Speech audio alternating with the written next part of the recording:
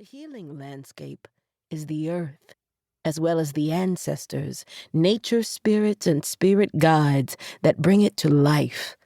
By and large, this medicine is brewed at the hearth in a womb-like cast-iron pot, created by mothering hands and a full heart aching to heal. This collection of earth wisdom stemming from folklore goes further than simply treating illness. I have avoided the staggering statistics that prepare us for ultimate doom. The term sickening makes sense.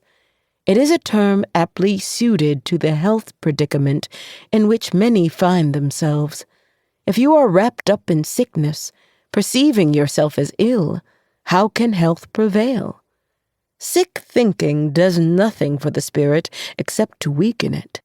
In fact, while I will share ways various people approach illness and disease, my primary concern is with instilling wellness.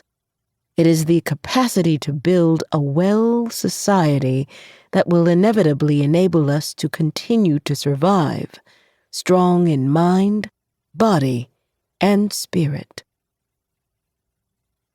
Motherland Herbal, the story of African holistic health, shares earth wisdom from across Africa and the African diaspora. While many books have been written on the herbal wisdom of various groups of people, this is one of very few inspired by Africa. At times, this story has seemed too huge to dare pen. The plants and the ways they are used medicinally in Africa and the diaspora could fill entire volumes. I have often asked myself, how dare I attempt to squeeze herbal wisdom from the motherland into a single volume? The answer is that even though this is only the beginning of this story, it is a story that urgently needs to be written. As an African-American herbalist who grew up surrounded by the forest in an active farming community, I knew I was uniquely qualified to attempt such an endeavor. Ultimately, this is only the beginning of the telling of our herbal healing story, a story without a feasible ending. As people continue to move across geographic, economic, and social boundaries, our ability to develop and share healing stories will grow and expand along with the journey. If there must be an end, let us hope it comes near the time that African healing wisdom is welcomed into the larger global circle of complementary and alternative medicines, or CAM, integrative health, and alternative health practices.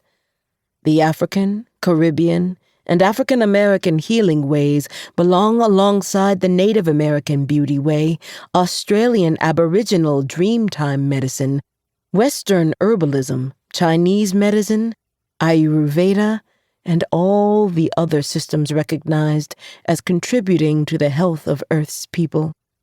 Then and only then will the healing story be complete. Meanwhile, I have compiled our unique approach to harvesting and dispensing healing medicines from the natural world.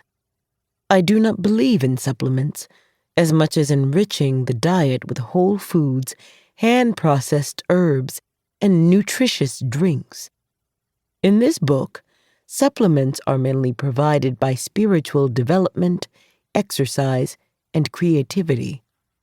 This is not a medicine book in the Western concept of the word. It is holistic healing. Thus, it addresses each realm of health, mind, body, and spirit. The holistic approach naturally lends itself to storytelling, which is why the griot, or African storyteller, is held in high esteem. Through my own personal stories, the stories told by various individuals in their own words, regional folklore, and the story of how Black people interact with herbal medicines on both sides of the Atlantic, a picture develops of indigenous African healing ways. These stories come from the